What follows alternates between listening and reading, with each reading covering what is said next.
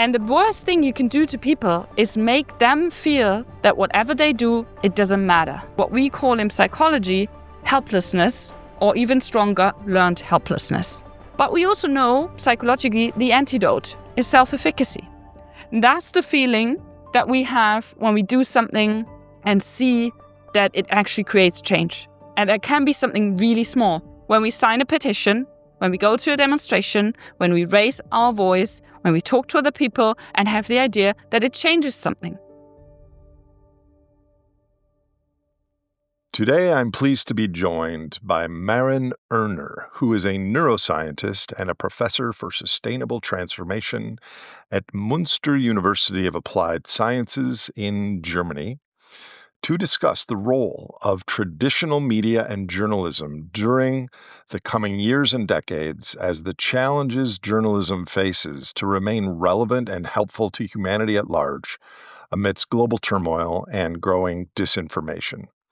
Maren is the head of the new master's program in sustainable transformation design and is also the winner of the 2023 BAUM Environmental and Sustainability Award in the category of science. In 2016, she co-founded Perspective Daily, which was the first ad-free online magazine for what she calls constructive journalism, where she led the editorial team as editor-in-chief as well as managing director until 2019. Going into this conversation, I was skeptical of what role journalism could play alongside this moment of broad information overload and confusion. Instead, I discovered a greater understanding of how journalism has played into the dynamic of what I call the economic superorganism historically. And I see the value of Maren's and others' work using neuroscience to reinvigorate thoughtful, constructive, and empowering journalistic practices in service of life and humanity. If you are enjoying this podcast, I invite you to subscribe to our Substack newsletter where you can read more of the system science underpinning the human predicament, where my team and I post special announcements related to the Great Simplification. You can find the link to subscribe in the show description. With that, please welcome Professor Maren Urner. Maren Urner, great to finally have you on the program. I'm so thankful to be here. So, at long last, you're here after a couple of delays and tech snafus.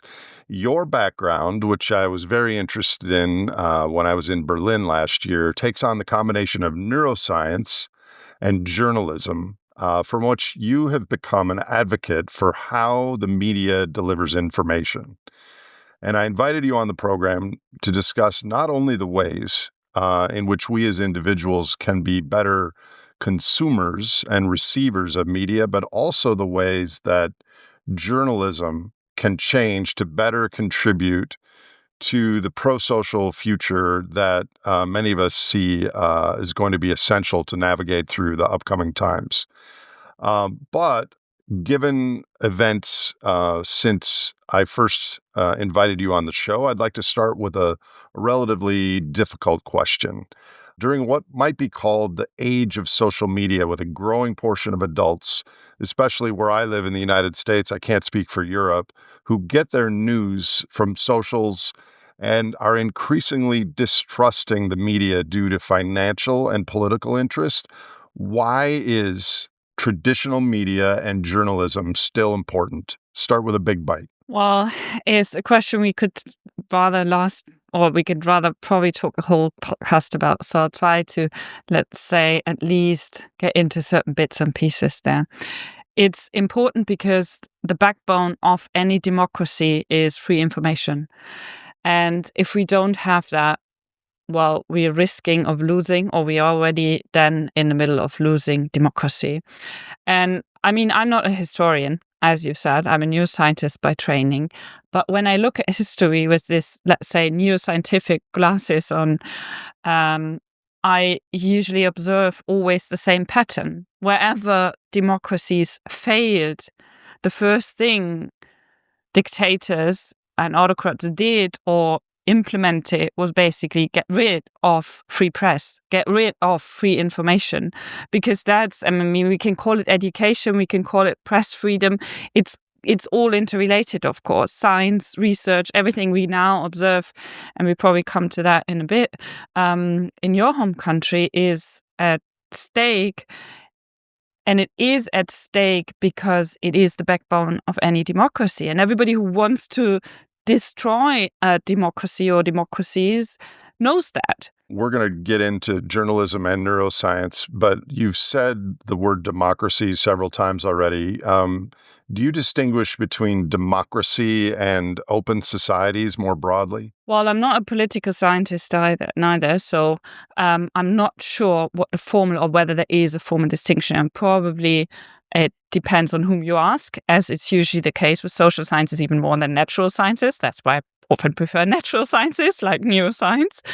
But on a more serious note, I think any democracy requires an open society. Whether it's the other way around, I'm not sure. And I would have, to be honest, I would have to think about it more deeply, and would like to talk to more people about how we define then what do we mean by open society, whereas with democracies, we kind of know that's how we define it. So let me ask the question from the other spectrum then. In an authoritarian, closed society, Yeah.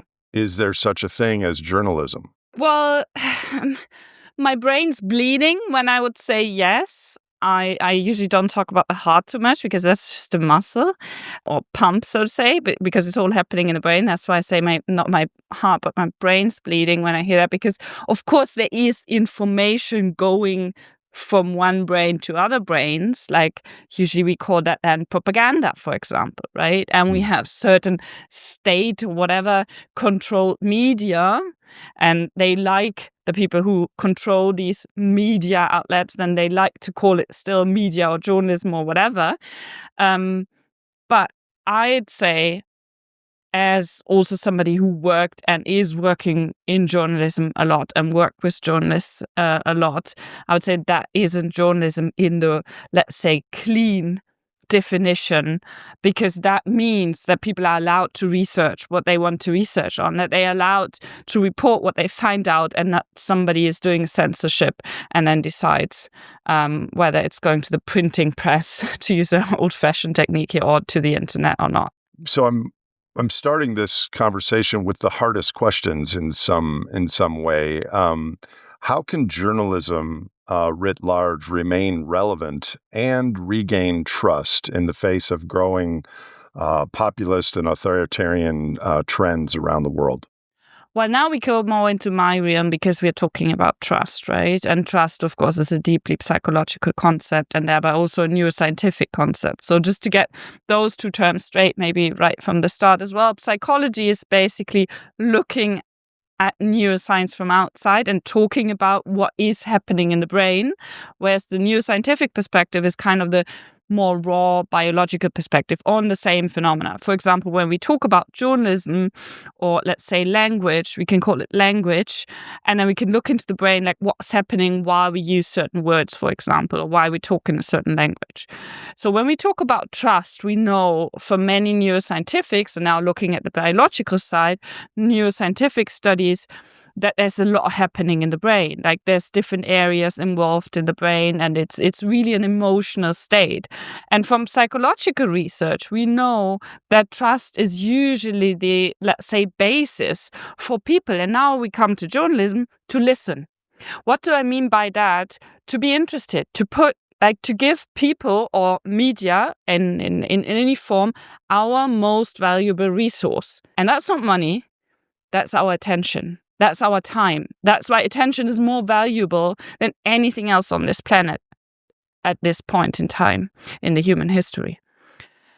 So when we talk about trust and asking the question, like, how do we gain or get trust back into journalism in order to make it stay relevant? Well, we have to talk about how do we make people listen? How do we make people pay attention?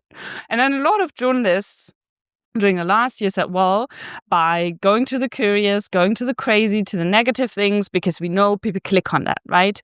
What bleeds, that leads. We all know these things in journalism. That's like you put the bad things, the really awkward things, the crazy things, you put them on the again, old-fashioned language here, first page. There's no longer any first page in the digital age, of course. But you put them front first. And that is true. It catches our attention. Why? Because it deeply affects our most, let's say, relevant survival instincts. What do I mean by that? We basically all have this Stone Age brain in our head still. And that's perfectly programmed or optimized to make us survive. So if we miss a negative event, negative news, that might mean we are in danger and we might not survive. So we will always, even if we say the opposite, we will always click on the negative news first. So it's shortfall risk. It's and loss aversion. Loss Exactly. aversion historically It's exactly that. is if we lost a meal, we would die. But if we had a little bit more calories, it wouldn't really make a difference. So we're hyper vigilant to negative things. Exactly. And that's still, you mentioned loss aversion, that's a bias, that's well researched. And we know, for example, with money, that, for example, we value losing a certain amount of money, say $50 or euros, kind of same in terms of a negative consequences compared to double. Like we have to double it on the positive end in order to have the same result in our brain on the positive side. So we have to gain €100 to get the same distinction from, let's say, neutral state on the positive side compared to losing 50. But in a journalism sense, how do you double the positive without breaking the link to truth and objective reality? Now we come to constructive journalism. And that's really the key point that I'm trying to put forward since started in 2015, really, let's say professionally and consciously. Probably I did it before already, but then really started doing it consciously, because that's when I got to know there is something that's called constructive journalism. And that sounds very technical. It is somehow, because it changes the whole idea about journalism compared to the traditional, I mean the last decades, picture of being a journalist, like of being, for example, the one who's reporting in a neutral way. As a neuroscientist, I can just say that's BS. You can't report in a neutral way because you always affect people. You always change brains and thereby people when you send a certain information, independent of how neutral it is. So just like Inuits have 19 different words for snow, Exactly. would there be different words for journalism? Because a total objective reporting of the facts, there's got to be a name for that. And then there's a spectrum, which you're just starting to describe. Sure. Yes? But even if I would just tell you, look, Nate, I learned today 2 + 2 = 4, and we could agree that's rather neutral, right? But my body was feeling your voice and how you said it and Exactly. reading your eyes and all those, Exactly. like what my friend Nora Bateson would call warm data. And that's all that info. And the context. Look, if you were reading about that, if somebody else would be saying it, if you would listen to it on the radio, if you would see the person, if you touch the person while talking to the person, it all makes a difference. There is no neutral conversation. And plus, I used that time to make it even more, and that might sound really dramatic, but just to get that point across, I could have said almost endless different other things in that time when I used your most valuable resource, your attention, to tell you something you probably knew before, meaning 2 + 2 = 4, right? And I could have said a million, a billion, endless number of other things. And thereby, because I selected a certain information and deselected, so to say, all the other possibilities, I changed your brain. So as events in the world with war and finance and climate and biodiversity and social issues become more dire, there is a default in our current institutional setup that people, a lot of men, a lot of older, confident white men, in how I see things, are really testosterone, dopamine, confident, yelling, fear-based. And that sort of journalism, by definition, is going to make us worse off than Exactly. better off. And that often then becomes a self-fulfilling prophecy. That's one aspect of what you just described. And the second one is they are creating reality. They are creating, and that's why I'm emphasizing this 2 + 2 = 4, this like kind of trivial example, right? Because that is easy. We can say, well, we all agree on that. But what happens if I would have said freedom is important? Or I think everybody should love whomever they want to love. And that creates a different, let's say, different levels of reality, because it's about how we live together, whether you're going to still trust me or not, right? As a neuroscientist, tell me what's happening in my brain when I hear you, who I like, and given that we've just met, I trust you a decent amount already, how my brain responds to you saying 2 + 2 = 4, or you can love whoever you want. Yeah. What's going on? Yeah. So many things. I'll try to, and this list is not going to be complete, disclaimer.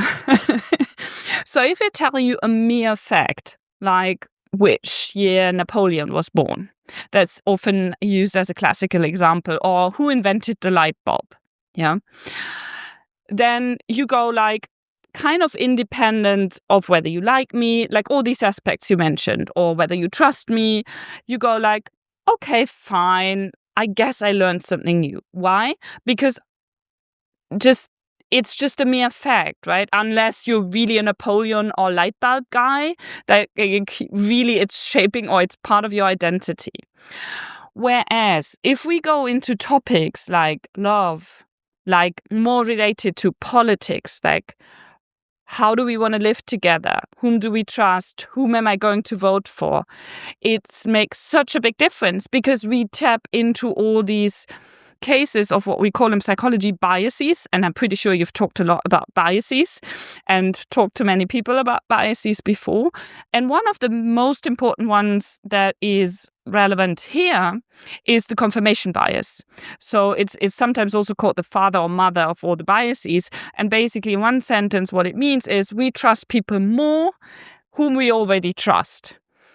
Like if you vote, let's say, for a certain party, and somebody from that party representing that political party tells you something that is related to your identity, you will trust that person more. The source is an important aspect when it comes to trust. What you asked 2 questions before, right? How do we get trust back? It's the most important aspect, maybe.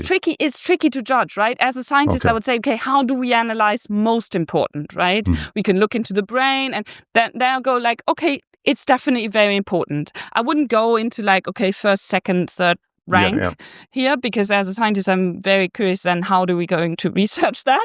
But it's definitely very important. And we know from so many studies that it makes such a big difference. I'll give you an example from the UK during the corona pandemic.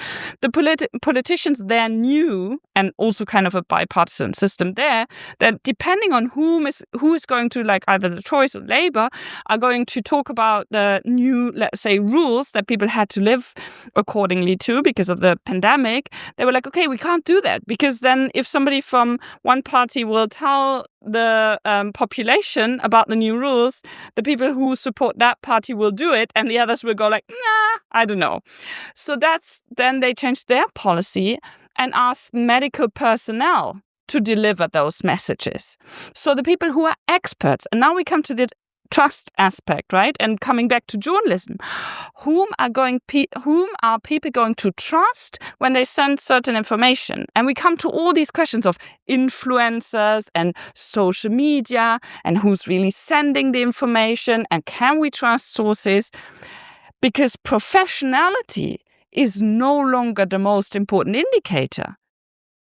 And that's really dangerous for democracy. Well, it's like there's another bias, which is authority bias, that people will trust someone that is wearing a medical doctor thing. No, they won't. They'll trust someone who's really confident and charismatic over someone who has scientific credentials. Exactly. And that's what I was just referring to. Exactly. Yeah. Because how we define authority is kind of changing. It used to be the medical doctor, and it still is in certain contexts, right? We know these study results, like when people wear, like usually it's in Germany, I don't know, is it in the US also a white kind of gown. Yeah, Yeah, right? usually. Yeah. So usually the white gown. Don't want to say something wrong here, talking about trust. And if people put that on, even if they have no medical background, and then they give certain information to patient, that information is trusted more. If you give people pills of a certain color, that pill has a bigger result in the improvement of their condition depending on the color. And if you use a syringe, it is even higher. So is there a placebo effect Yes. with journalism as well? Yes, I would say so. I'm actually not sure whether there's studies there. That's an interesting question. I would have to do the research there in order to answer that. But my expectation would be yes, given from what I know and what I've observed anecdotally and kind of half empirically, so to say. Yeah, yeah. This is all fascinating. Can you now discuss some of the primary issues that you're observing in your work with modern day journalism, especially as you alluded to early, the over-reporting of negative news? Like, what are the impacts on mental health and well-being of people who consume this media? Yeah, this is not only my research, but from many people, just to hear full disclosure as well. So we know from many different countries, many different regions, that we have an increase in the negativity. So, for example, what people have been done and what I've been doing with my own students as well is, for example, analyze headlines for negative words, for tonality, sentiment, these kind of like content analyses of headlines and also text. And what we see is we have an increase of negativity. And there's one huge study that has been done on English-speaking, UK, American, and I think also Australian, New Zealand, but I'm not sure, like from different political directions. So it includes Fox News, it includes the Washington Post, it includes The Guardian, so on. And they've analyzed it using AI. So a very, let's say, complex study using millions of headlines. And they found that negativity increased, neutrality, so more or less, as again, neutrality, there's no neutrality, but neutral words, that amount decreased. And that is important here to mention, talking about negativity, that the negative emotions increased way more than the positive emotions in headlines, especially, and I think you mentioned that shortly earlier, that emotion, anger, and fear, or those two, right? Is this because the hypervigilance and loss aversion in our evolved social primate minds results in sitting in a capitalist growth-based system? More clicks equals more dollars. Exactly. And it's just from the top down that we want, let's not make everyone angry. That's not the objective. The No, make objective is money. let's make more money. Yeah. Exactly. That's where we come to the attention economy, right? And that's easy. And we just can talk about this honestly. And that's amazing, right? We can still talk about this honestly. Doesn't mean that it's going to change tomorrow. Probably not. I would be really happy because that would mean this podcast would have had an impact, right? But that's what we know. And we have to talk about it more openly because it's just, I'm so tired of not talking about that elephant in the room, that it's all about money, like you just said, right? I'm so tired that journalists meet on conferences and then they go like about quality, and fine, yes, fair enough. But the most important thing that's kind of deciding, or not only kind of, but most in the cases deciding of what's printed or not, is money. And I mean, we see that now, right? We see the heads of the big companies that are shaping where we spend our attention, what they are doing, and how they are changing their political attitude. So I don't know how much you know about my work, but I've told a story of humans found I looked energy at that. Yeah, Yeah, so we've kind of become this emergent metabolic force that's no one's fault. It's emergent from uh, optimizing for profits at all exactly. categories. And what the result is, we've outsourced our wisdom to the Exactly. financial markets, and we are all Exactly. downstream causation from this Molochian dynamic that's going on. And it sounds like that the superorganism has also eaten media and journalism, so that the profit is the main thing, and being real good, conscientious journalists to help open societies is a secondary goal, which they're kind of at cross purposes. So my question is, how could a fourth estate, press and news media as a watchdog of government and information to the public, coexist or thrive in this era of money captures all? That's exactly what we have to change in order to have this trustworthy, true fourth estate. We need to change the incentive. And that's what you just described, right? And I'm just using that word here, because that's ruling. Wherever people come together, it's very important to talk about incentives. But as I said before, we often treat that, especially if we know that, for example, money is the most important, let's say, decision criteria. We kind of pretend that that's not the case, which is just really weak and sad and annoying. And you can use many adjectives here, because it's also self-destructive, as you described just now in the story, right? So we need to look first, honestly, at what's really the incentive here. Why are people doing certain things? Our brain is programmed to do certain things in order to make us survive. It's very simple, right? When it comes, let's say, down to earth or down to brains, it's all about survival. And maybe we have a bit of fun in between, but other than that, that's what life is about. So we decide, sometimes consciously, sometimes unconsciously, often unconsciously, according to the most important criteria, which is always, is it going to be beneficial for me or not?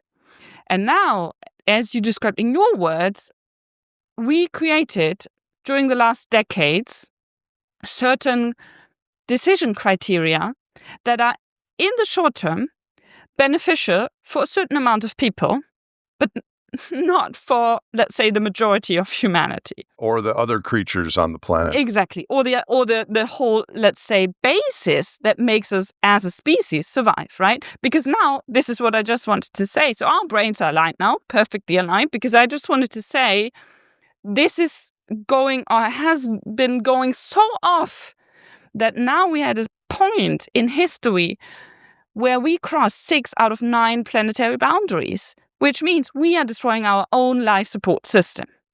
Full stop. Because we created certain incentives that are really short-term, that are really short-sighted, so to say, if we want to come back to the glasses example, right? So that is not sustainable. That is not future-oriented, or whatever word we want to use here. And I can say, as a neuroscientist, okay, fine. I have certain understanding for that, because I know that the brain is, let's say, better programmed or organized towards short-term things compared to long-term things. And that makes biological sense, right? Because if I'm kind of trustworthy with what I said before, that our brain wants to make us survive always and all the time, well, it's first and foremost important to keep me alive now, and then I can start to think about, let's say, in 5 or 10 years, right? If I only think about 5 to 10 years, and then the saber-toothed tiger comes along, and I go like, wait, let me make that plan for in 5 years, well, I'm dead. But we know that, and that's where I go crazy. We know that since decades.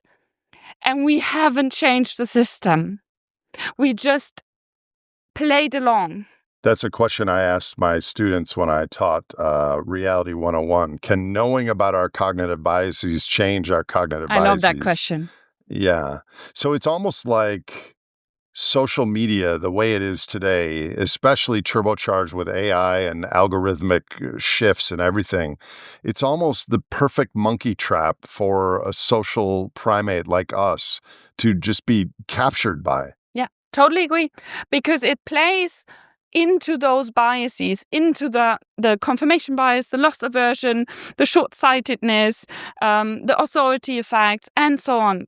We are, and this is maybe the hope for, maybe we can go now, try to, let's say, walk also according to the quote you mentioned, right? Not talking about the destruction and the hell, but where do we talk about the solutions? Because the solutions are there. right? We don't have to come up with them. We don't have to research them. We can stop every research today and could walk a different, sustainable, future-oriented path because we have all that knowledge. The only thing that's really, truly missing is the change in the heads of a big enough N, so a subset of human beings that are going to implement these different kind of incentive structures. What do I mean by that? Yes, I would answer, if I would be a student of yours and you would ask me the question, can it help to know about the biases, then change them? Yes, if we are smart enough. If we really take the time to sit down and truly understand it. But that takes time. And that's, again, opposite to this hyper-attention, digital, what we talked about before. Okay, I have so many questions, and I'm totally going off script now. That's fine. So we're going to get to your constructive journalism and your ideas, but let's just recognize that the fourth estate is going to need some structural changes. It's going to need some incentive changes. It's going to need some new creative things. But let me read you another quote based on what you said earlier about the importance, or the most important thing in our world today is attention. Yep. So this is a quote that Sir Ian McGilchrist and I talked about in our podcast. It's a quote from Viktor Frankl, who says, "Between stimulus and response, there is a space. In that space is our power to choose our response, and in our response lies our growth and our freedom." So on the path to a better fourth estate, on the path to constructive journalism, what is the responsibility for us as individual humans alive today during these times, being aware of the negativity bias, being aware of the problems with social media, to pause and reflect and have the little Maren or the little Nate on our shoulder talk to us in quiet words, shifting our awareness to what matters and to the present. Do you have thoughts on that? Yeah. Actually, I know that quote. That's why I was smiling so much, and I love it. Because that's exactly this black box, like neuroscientists used to call it the black box. It's like we don't need to know what's happening between stimulus and response, when it was all about behaviorism, right? Because the idea in the past, when behaviorists were determining what we were supposed to think about psychology and neuroscience, was that you put any stimulus in and you decide then about the response. Like, you give me any child and I could either make a thief or a successful banker out of that person, right? And then people understood, well, no, it actually matters, because even though we don't understand the black box fully, in brackets, the brain and the human, there is definitely a lot of things happening between stimulus and response. And that also brings me back to the question that you're asking your students, and maybe going down a path of kind of an answer of what we could do, or what I think everybody can do starting today or yesterday. And that is shaping the conversation, changing the conversation. Because, as you rephrased my words from earlier, that attention is our most valuable and most important resource. We all have the same of that. 24 hours minus certain time of sleep, minus certain time of silence, whatever, eating, yeah.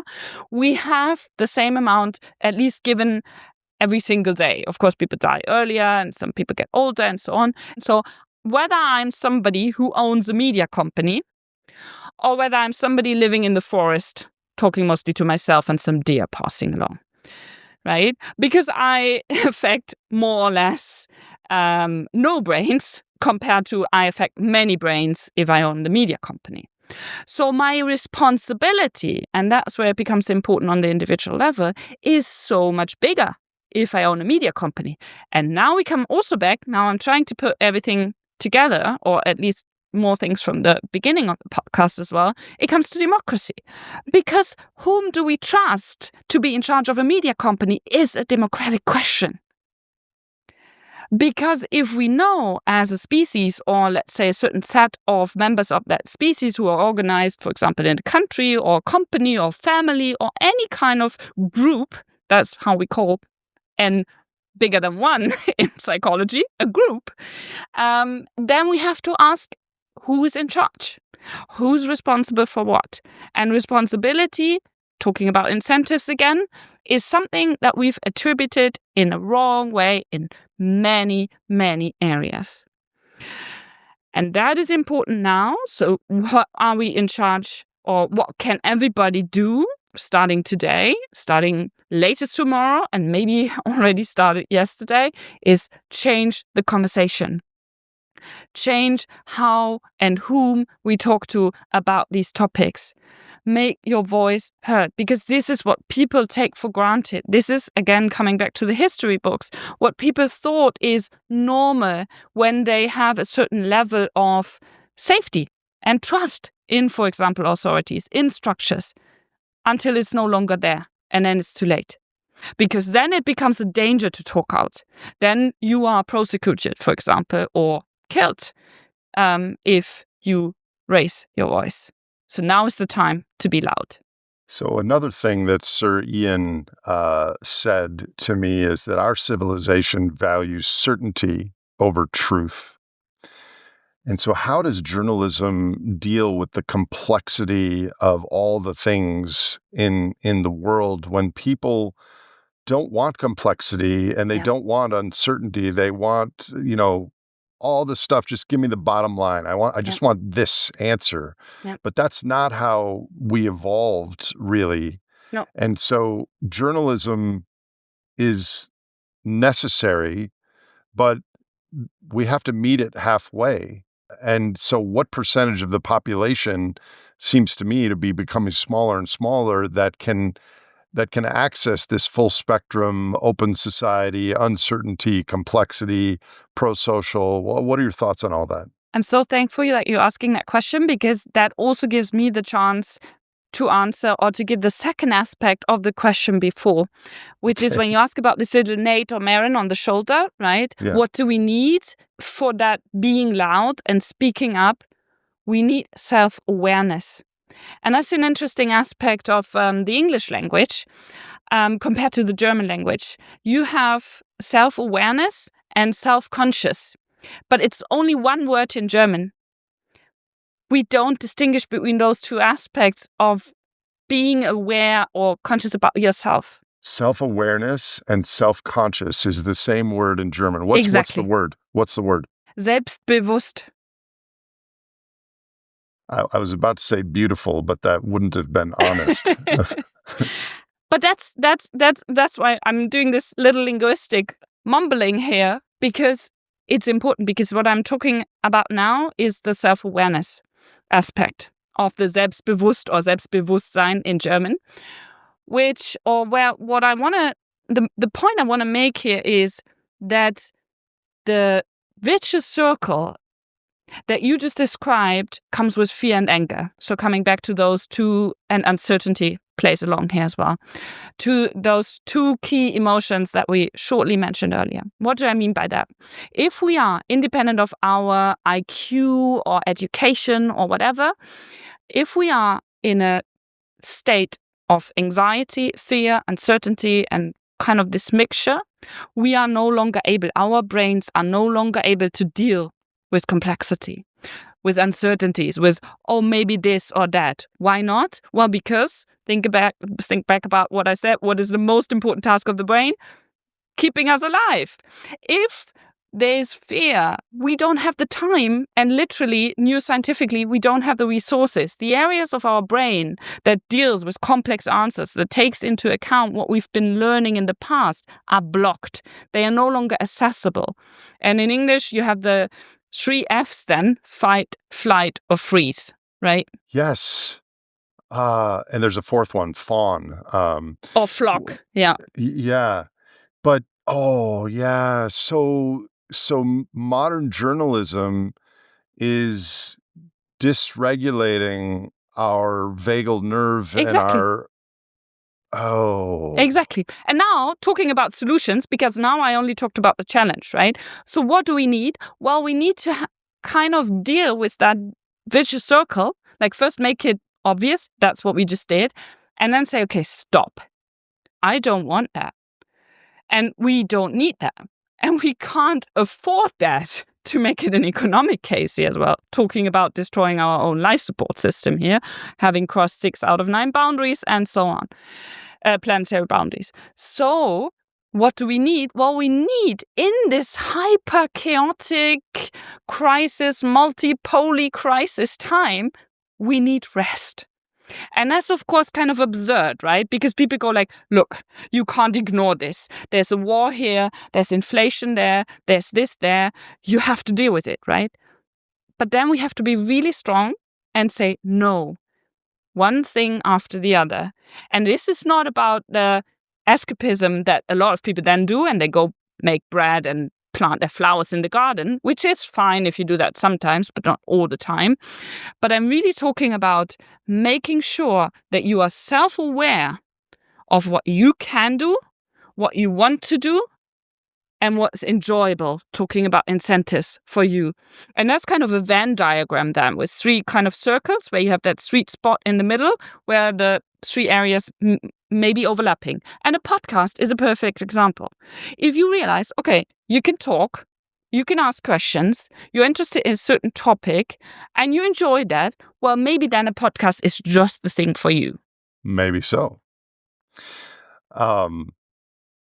What is it for you, the overlap of those 3 diagrams? Well, I'm not sure whether I found a perfect answer, but one thing I definitely enjoy doing, and I see a certain impact, and I think it's a relevant topic, is what we are kind of doing here as well, is talking to other people in different settings about my fascination and also frustration of the human brain related to being in this absurd situation where we kind of know so much. We know more than we've ever been knowing before in history about how we function, but still being on the self-destructive path, and how we can finally and forever change that path. And that is a lot of pain.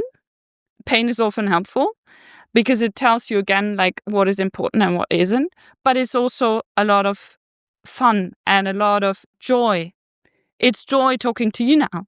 It's joy talking to all these initiatives who are working on solutions, talking to people who don't want to play along, who don't want to behave according to the incentives that other people decided are best for them, even though they know they aren't. And it also gives me then the power and strength to continue. So let me ask you this, a bit personal on my end. I think I used to be that sort of journalist 5 or 10 years ago, talking about oil depletion and climate change. And there was a bit of righteousness in my tone, because there was righteousness in my heart and in my body. And now that I've understood more the nuances and the complexity of how everything fits together, I'm a little bit less left brain, a little bit more balanced on the heart versus the head, maybe a little bit less masculine dopamine, testosterone, and a little bit more serotonin, oxytocin. Just to add that side remark, you changed your incentives. I did? Yeah, because what you just described, sorry, I didn't want to interrupt, but that was just the perfect example, your description of what I try to explain on a more theoretical level. And you gave it a case, an example, because you said, I'm more listening to this compared to what I was listening to beforehand. And that's a switch. And you were only able to do that, I'm pretty sure, because you became more self-aware. Okay. Yes, I think that's true. Self-aware and self-conscious both. And I've had help, and where I was going with my comment is I've been blessed to have lots of, co-pilots on this route, the last decade, of all different stripes. A lot of them recently have been women, that in dialogues about the meta-crisis and the polycrisis, there's a softness or a wide boundary gaze with which to view these things. And so somehow the tenor of how I'm describing and thinking about these things has changed and maybe softened. But that leads me to the question is is there something there that rhymes in journalism, that more of the right brain versus left brain, more of the listening as opposed to preaching? Is there a larger role for the feminine writ large in a future pro-social fourth estate? Yeah, I love that question. First, about the definition of feminine. What does it mean? Coming back to the black box or not black box, we know by now that it's always a mixture, right? The nature-nurture debate hasn't come to an end, but we know, or everybody who's sincerely dealing with those questions agrees on it is a mixture, plus between nature and nurture, plus they are interacting, which makes it very complicated, talking about epigenetics and all these kind of fields, or mostly about the, let's say, overarching field of epigenetic. So when we talk about feminine, I first want to ask the question, or make sure that we're all aware of this aspect, like what in the feminine definition is cultural, nurture, and what in the feminine definition is actually biological, so nature. And I'm not sure, nobody can be sure, because how are we going to, again, asking the scientific question, right? How are we going to investigate? Well, we need different, let's say, laboratories, and that's not going to happen, hopefully, where we put certain groups of humans and so on and so on.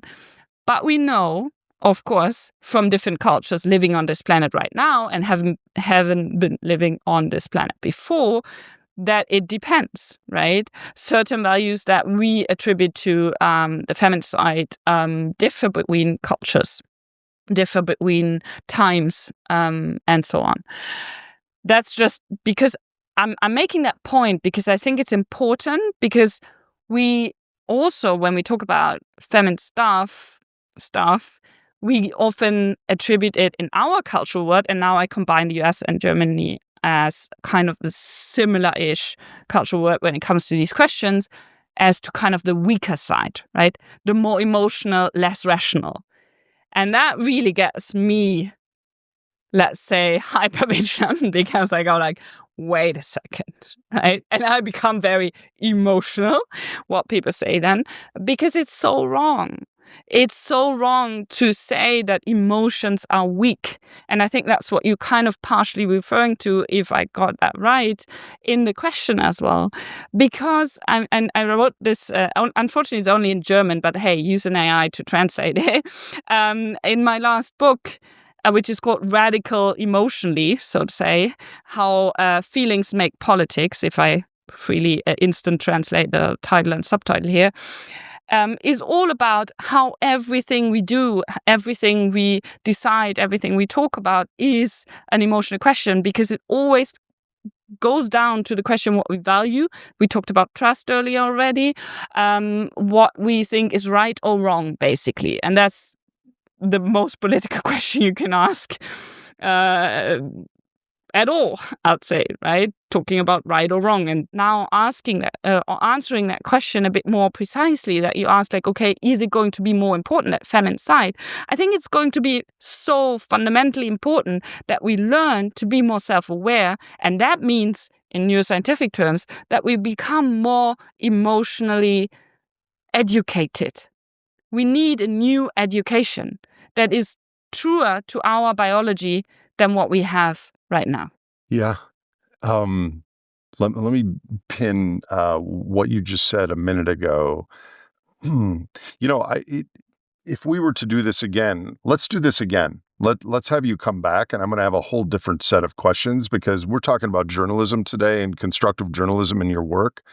But I really, since you're aware of all these other issues, I have a ton of actual neuroscience questions for you. Sounds good. Here's one. You mentioned our brains perceive right and wrong, and that relates to our value system.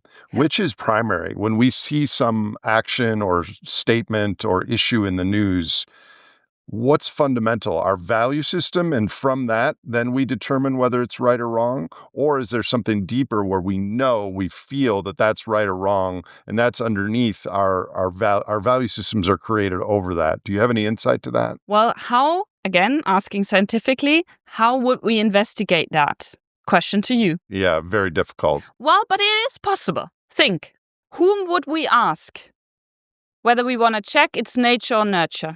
A priest and a biologist? Interesting answer. Very young children Right. Okay. Yes. who are less culturally influenced than you and me are, right? So now we are entering the field of developmental psychology / neuroscience. And what we know, for example, from studies there is that, for example, it's deeply ingrained. And that's what I meant with we need to be truer to our biology. It's deeply ingrained that we are helping other people, and not only the kin selection, right? But total strangers. And what people are doing, for example, in these studies is they take very young children, they can't talk yet, toddlers, like kind of not even walking yet, and then accidentally somebody let something fall, or there's some food that they can get, but I wouldn't be able to get. And then they share it with complete strangers, not even of different skin color, but also different age, different gender, and so on. And So that's nature, not nurture. Exactly. And that is so fascinating. And that's what I mean. I researched those studies. I didn't do those studies myself. It was probably a lot of fun, but also a lot of pain because, I mean, you can't control very young people very well. You can't tell them sit down. I mean, you can, but that's not going to work. Those experiments like that are so hopeful about future pathways, right? Because the carbon pulse has separated us from who we really are. It's like this Las Vegas smorgasbord junket that we're all on. And that's what I meant with the wrong incentives. The incentives that we built our trust and society on in the last decades / centuries are just completely gone off the rails. They are not what we really want, and not because it's my opinion, but it's not true to our biology. How is social media and our journalism with the negativity bias affecting our well-being and loneliness? Maybe explain that a bit. You asked about the mental health earlier, so that brings us back there. But so what we know from the studies, let's say, building on the ones that I mentioned earlier, where I said that negativity and especially negative feelings are increasing in headlines and text and reporting. There's also a body of research that's looking at the mental health effects and what does it do to the people. And what do people say, for example, when, also talking about the trust that you mentioned earlier, when they turn away from the news? The most common arguments, and that's always done once per year from the Oxford, or in the digital news report from the Reuters Institute in Oxford, and they look at many different countries, including the US and Germany. And the most common reasons that people then give is, I don't trust. They are not talking about solutions. This is all too negative. I have the idea I can't do anything about it. And especially the last three are all related to what we call in psychology helplessness, or even stronger, learned helplessness. And that's the feeling, talking about feelings again, conviction, if we want to make it stronger, or if I want to make it stronger, that independent of what I do or what I say, it's not going to change anything. The people on top, or wherever they are going to decide anyway, right? But we also know psychologically the antidote to helplessness and that conviction and that passive feeling and state, maybe even leading to mental disorders. That's also, let's say, it increases the probability. It's not make sure, but increases the probability. The antidote is self-efficacy. And that's the feeling that we have when we do something and see that it actually creates change. And it can be something really small. It can be literally this nail that we put with the hammer or hold it on the wall, and then we use the hammer and it kind of holds and we can hang a frame, right? But it's also when we sign a petition, when we go to a demonstration, when we raise our voice, when we talk to other people and have the idea that it changes something. And the worst thing you can do to people is make them feel that whatever they do, it doesn't matter. That makes people sick. I think that's a real risk in the coming decade, that Exactly. apathy and checking out is going to be Exactly. the default path of least pain for people, but also least effectiveness in pro-social futures for us in the biosphere. So what about that? Is when people, if there's not a constructive journalism path or a revised fourth estate, I think there's a real risk that a lot of people, out of self-protection, and I know friends of mine who have not watched the news in 10 years.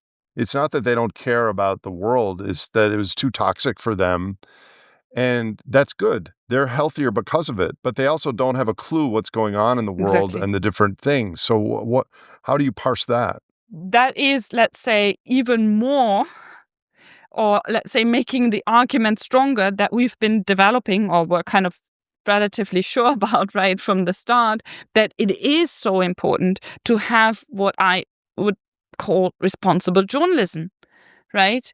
Because it's the task. Let's put it frankly and really clearly. If you open a journalistic handbook, it says the most important task is to inform people and leave them in the state so that they can act. When was that handbook written? I think 70 something. I have to check. Before the superorganism took over the reins of our global Definitely. system. Definitely. Yeah, But that's what I mean. We know it all, right? yeah. So the question is, how do we make sure that that's happening, or that we kind of go to a state where your friends wouldn't have to protect their, in brackets, mental.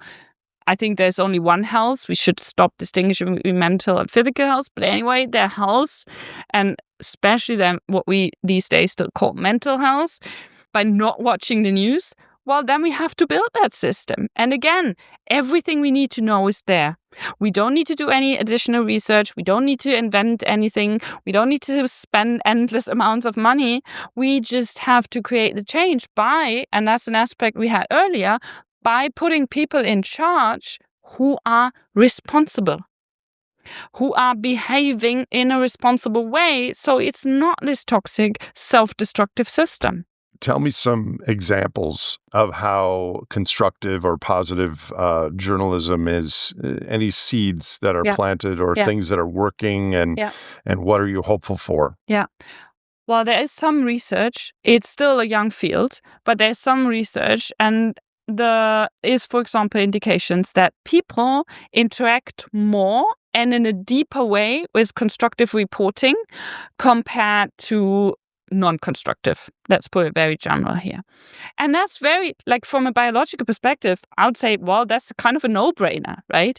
Why? Because we go into those check marks of going away from the short term, okay, I'm going to be safe after clicking on the negative news, dopamine kind of ka-ching, machine doomsday scrolling, doom scrolling, and so on mechanism, into what we talked about earlier, this kind of more relaxed but joyful, self-efficacy filled up space of, oh wow, this is a topic I understand something about, I hear about solutions, I can talk to other people about it. You mentioned your paths of all these co-pilots, right?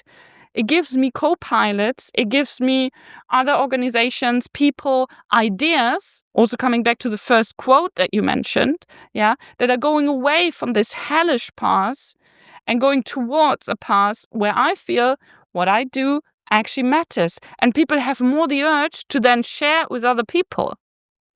That's all research results there. Early days, but it's kind of promising. Okay, I have several thoughts here. One is just a hypothetical, abstract question. Let's just assume there's 1,000 media companies in the world. I have no idea how many there are. Would it be better if we were able to find 5 constructive journalists and add them to each of these media companies, or have a new positive journalist media conglomeration with 5,000 employees that are doing this type of work? And I guess the answer to that gets to the incentives of our culture and the incentives of whoever is starting those initiatives, right? Because they're going to have to get paid and have livelihoods I don't know. It's a strange question, but that came to mind. Do you have any thoughts on that? It's not strange at all, because that's exactly the question I was asking, together with some other crazy enough people in 2015-16, when I founded my own online magazine after I finished my PhD and kind of said, well, science, nice, but now I'm going to start a company without any money, without any rich family or anything like that. And we said, look, we want to change the narrative and the way people talk about things, because we had the idea that that's the most important ingredient if we want to stop destroying our life support system, planetary boundaries, and so on. And then we discovered the constructive journalism. And then we had exactly that question to answer.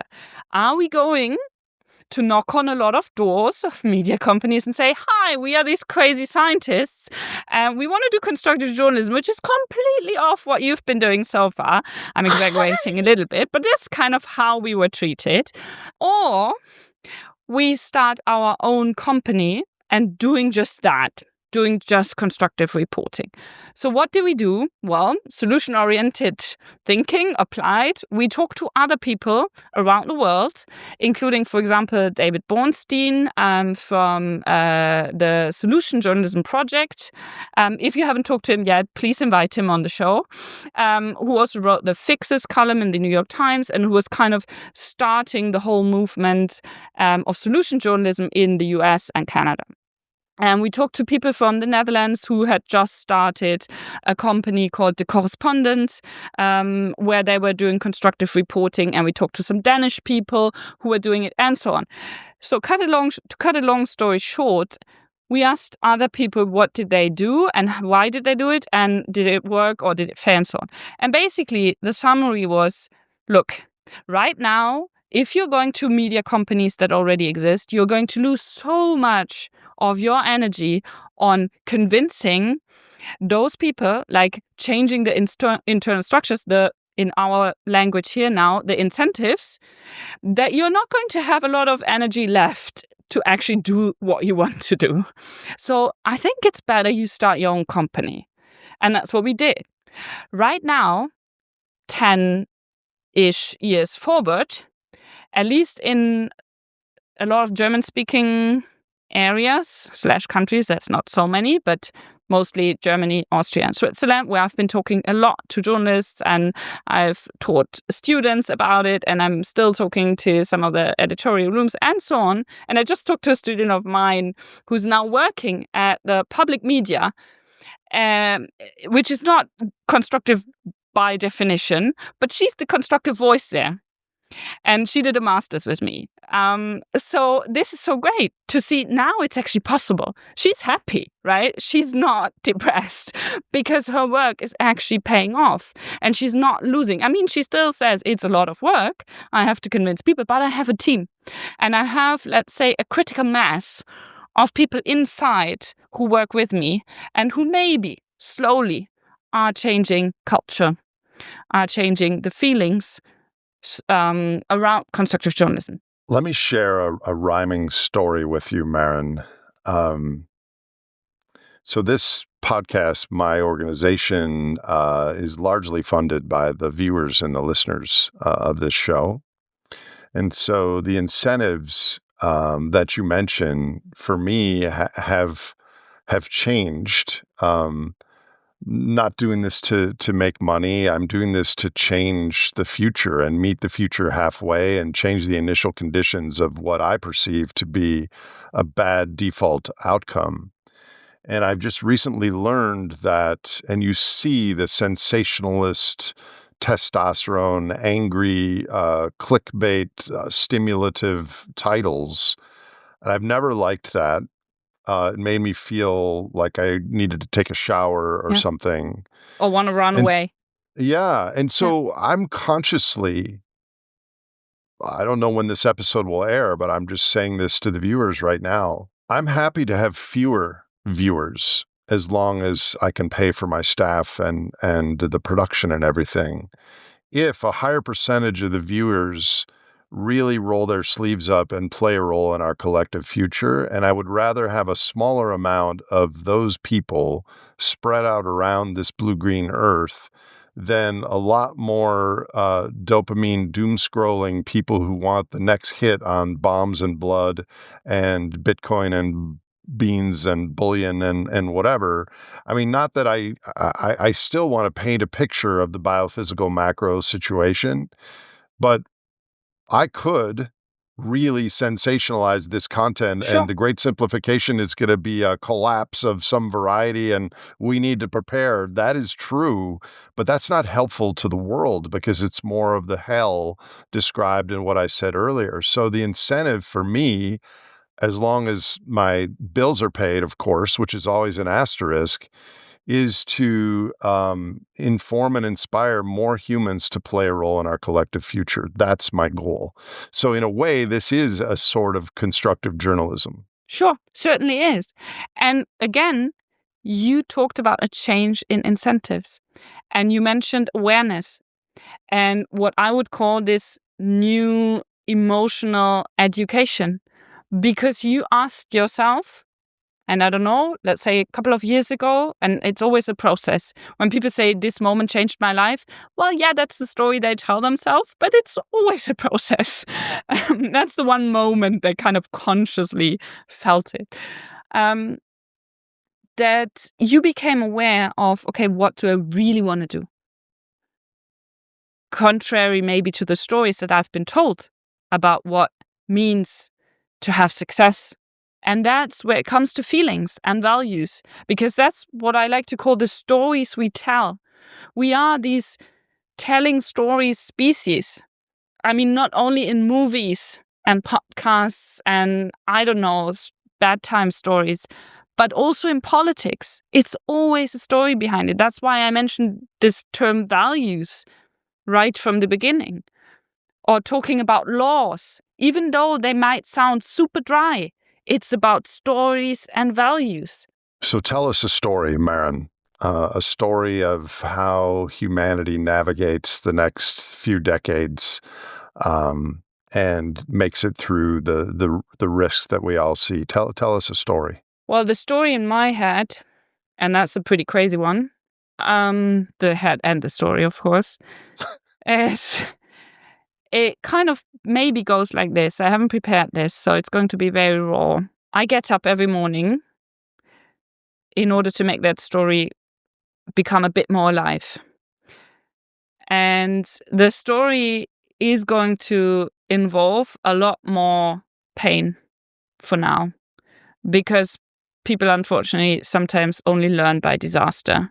You have to touch the heart of an, or whatever it is, you have to touch in order to really feel it. That's where it comes down to the feelings. In order to really acknowledge and realize with your whole body, as sometimes people say, right? I felt it in my whole body. Yeah, that's what we need in order to change. Because whatever changed people's life and whatever will change people's life in the future is because they felt something, not because they heard something or read something.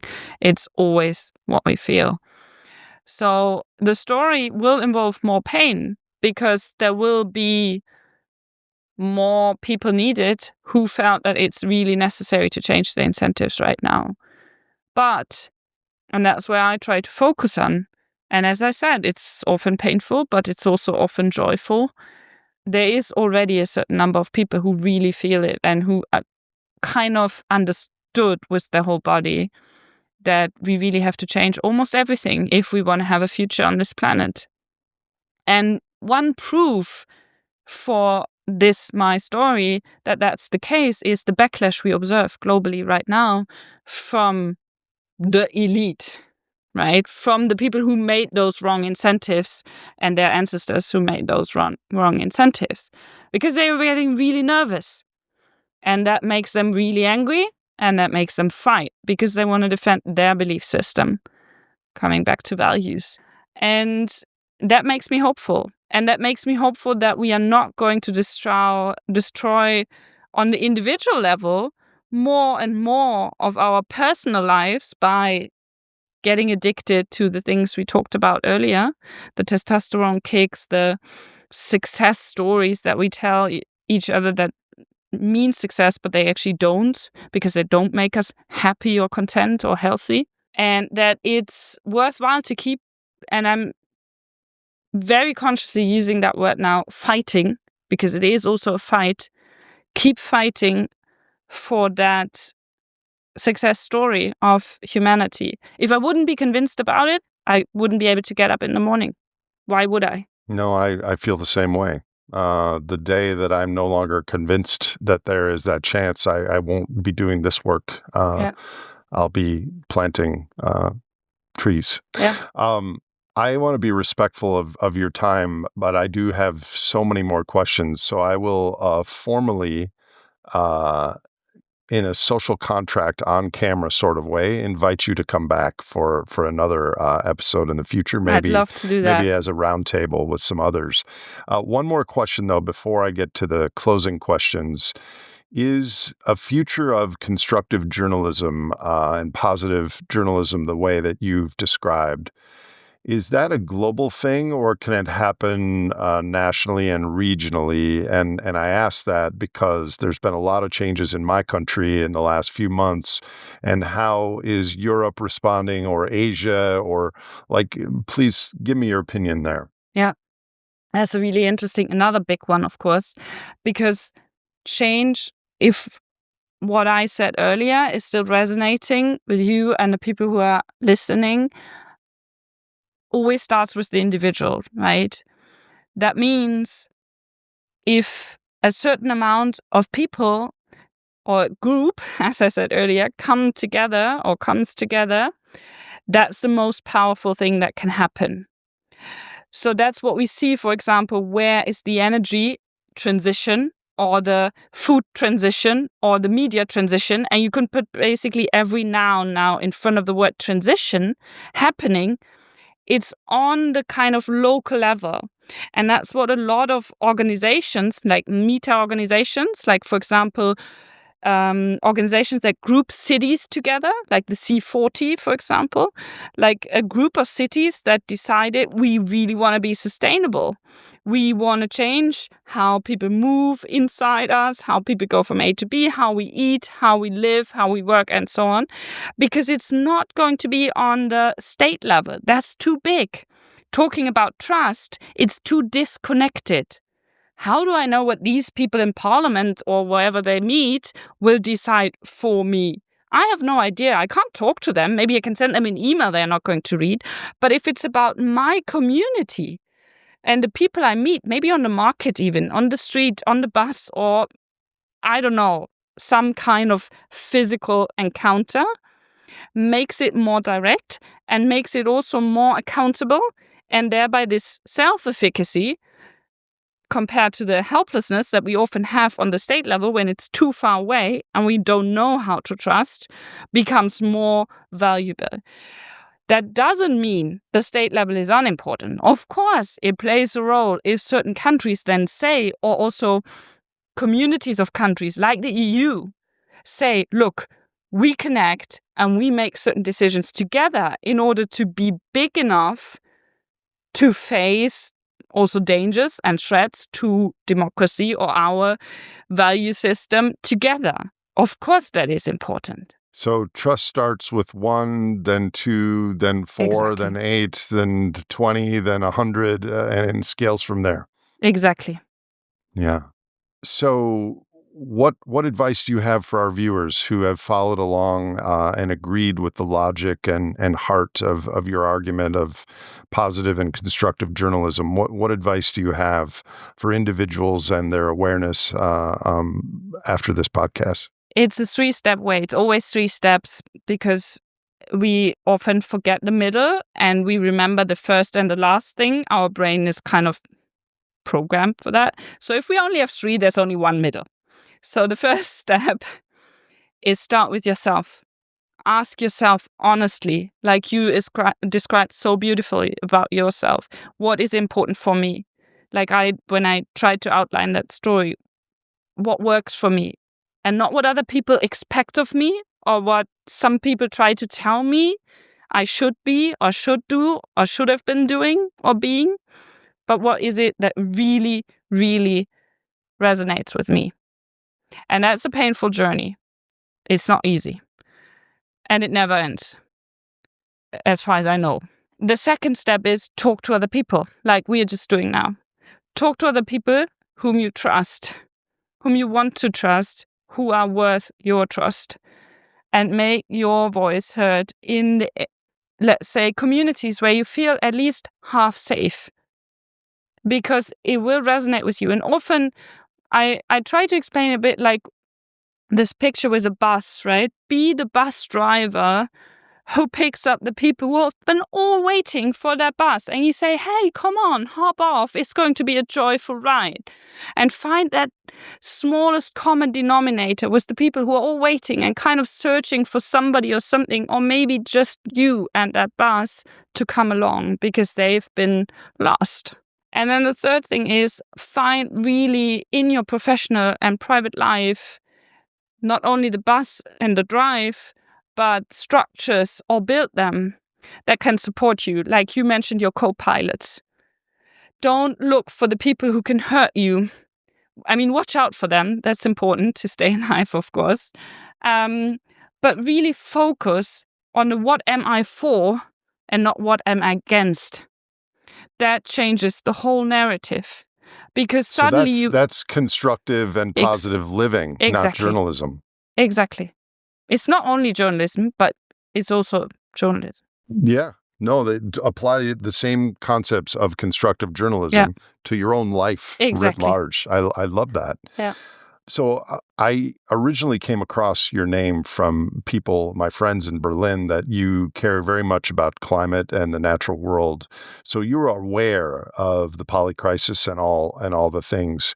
So taking off your neuroscience and journalism hat for the moment, do you have any personal advice to the listeners of this podcast who are alive during this time? Yeah. Stop ruminating about whether you drink the soy or the oat milk. I'm serious. Because that's I mean, it's also fun, sure. I love those discussions sometimes when I'm in a good mood. But seriously, don't waste your time on it. Again, your attention is your most valuable resource. So when people ask me, what's the most useful thing I can do? Is it like buying a bike? Is it like stop eating meat? Is it like this? The most important thing you can do is talk about it.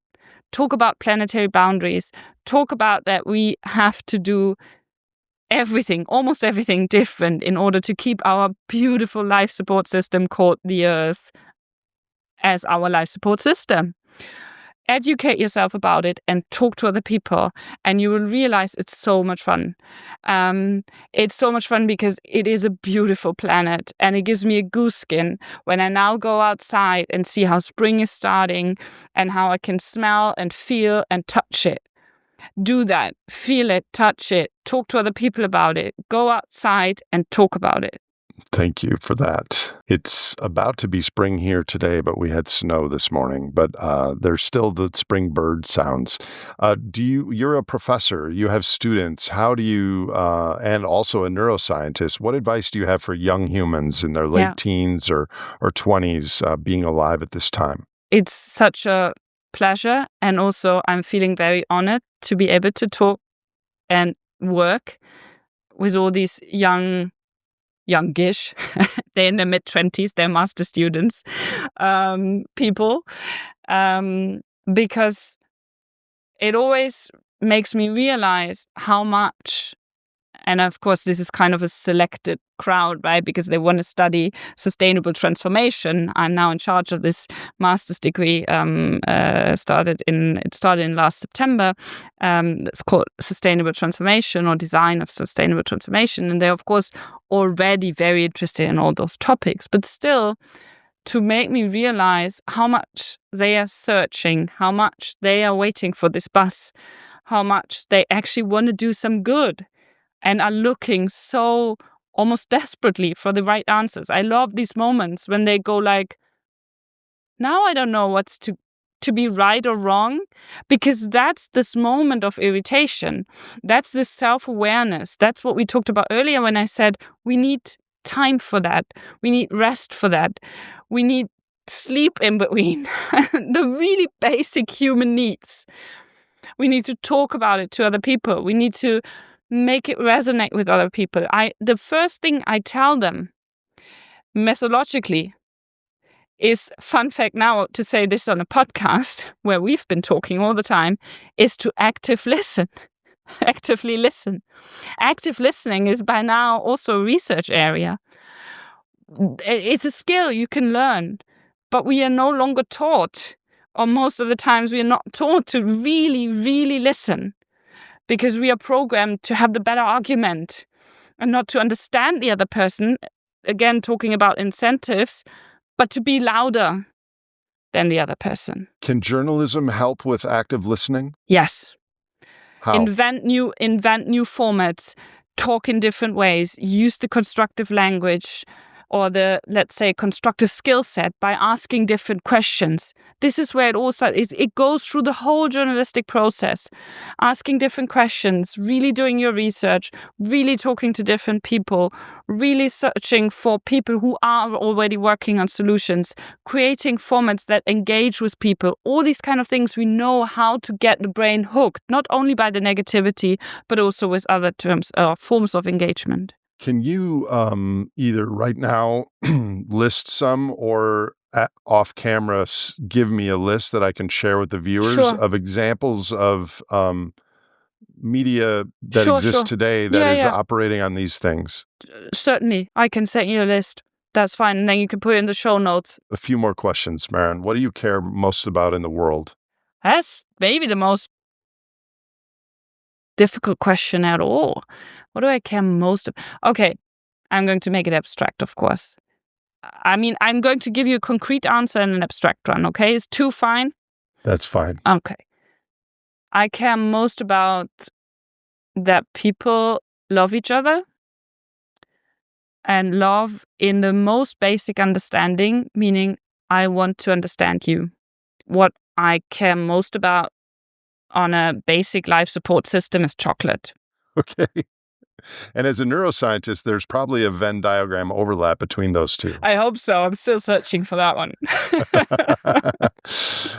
If you had a magic wand and could do one thing that would change human and planetary futures for the better with no risk to your reputation or status or anything, what is one thing you would change? I would give every human being on this planet an experience.